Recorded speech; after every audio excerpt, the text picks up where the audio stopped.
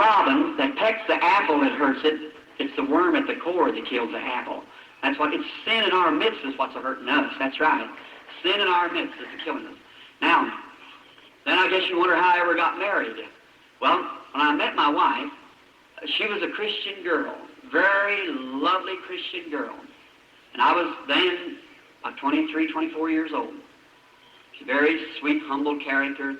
And I met her, and I'd take her to church, and she went to church, and she was a very fine, lovely woman. All these people here, my friends from Jeffersonville sitting here in front of me, knows her, I knew her, and how a lovely woman she was. She's in her grave today, but that's her body, her soul's with Christ.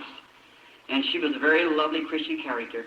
And I went with her a while, and she come from a good home. Her father, during the time of the Depression, as that was, he made about $600 a month. He was a Brotherhood organizer on the Pennsylvania Railroad. I made 20 cents an hour digging ditches. So I couldn't marry the girl, I didn't think, and I thought, well, if I went with her any longer, I was taking up her time. She's too good a girl to let go. She'd make some man a good wife. So I had to either just let her go or ask her to marry me, and I didn't have nerve enough to do that. So I guess you wonder how I wrote her a letter and asked her if she'd marry me. And I said, well, now, it wasn't dear miss, will you have me? It was a little bit what you call mushier than that. And I kind of talked to her, but here, I remember, I thought, I've got to do something because it's not right to take the girl's time. So I wrote her a letter, and I went to work that morning. I was working public service company, and I was very nervous about dropping it in the boxes on Monday morning. I dropped it in the box, and all day I thought about it. I thought, tonight, I'll hear from that tonight. Her mother will call me up and break me over the coals. And I went on. That night is all right. I was to meet her Wednesday to take her over to the church. So I remember then come on towards Wednesday. And Wednesday night I was just nervous. I didn't know what to do. What am I going to do when I get up there? So I asked my mother, has Hope called? No. Did you get any mail? No. Well, maybe it hung up and didn't even get out of the box. So I thought, something's happening here. So I went up and I blowed the horn outside. And so she come out. She said, come in. Oh, going to get me in there where her mother is now. And then I'm really going to get it. So I said, are you about ready? She said, let's walk to church. Oh, my. So I said, all right. And I went in, and Miss Brownback looked at me and said, hello, Bill. And I said, how do you do? So I was just nervous as I could be. So I thought something's going to happen any time. You know how you feel when you're on them strings. So we went on out, went to church. Honest, I didn't even hear what Brother Davis said that night. He just preached away, and I didn't know what he said. I was scared something was going to happen. And I looked at her, and I thought, oh, my, isn't she pretty? She's going to tell me this is all of it, sure as the world, because I can just tell it. I know she's going to tell me, stay home after time.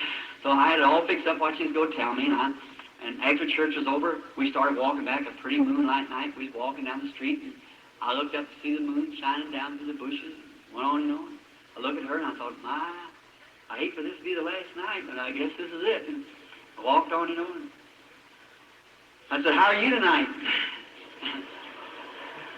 She said, just fine, how are you? I thought, hurry up, lady, tell me something before I faint. Don't get too close to home. We walked on a little farther and I said, sure pretty nice. She said, yes it is. I thought, well, wait, hurry up, say something. You know, women can just keep you like that anyhow, you know, under that suspense. And I walked on, I thought, well, you're getting pretty close to home. I said,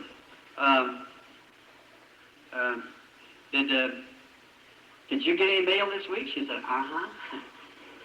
That was all.